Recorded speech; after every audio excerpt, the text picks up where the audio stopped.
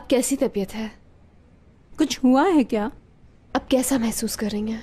मैं ठीक हूँ, मगर मुराद कहाँ है? वो कुछ देर तन्हा रहना चाहता था, इसलिए बाहर हवा खाने के लिए चला गया है। मैं आपको कुछ बताना चाहती हूँ। बताओ बेटा।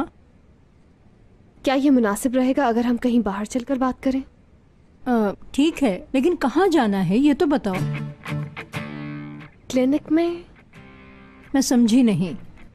मेरी तबीयत तो बिल्कुल ठीक है, और देखो मेरा ब्लड प्रेशर भी बिल्कुल ठीक है। तुम बिला वजह क्यों परेशान हो रही हो? ठीक है, मैं यकीन करना चाहती हूँ किसी बात का, आप मेरे साथ चलें। तुम किस बात का यकीन करना चाहती हो? हम एक नया टेस्ट करवाएंगे, फैमिली का टेस्ट। तुम अपने तौर पर करवा तो चुकी हो टेस्ट।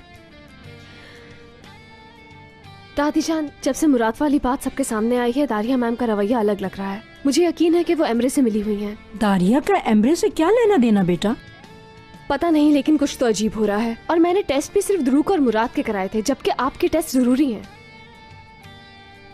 हाँ, तुम क्या कहने की कोशिश कर रही हो आखिर? मेरे दिमाग में कुछ आया है, कुछ मामूली सा। आप प्लीज मेरे साथ चलें ताकि मैं टेस्ट करवा सकूं।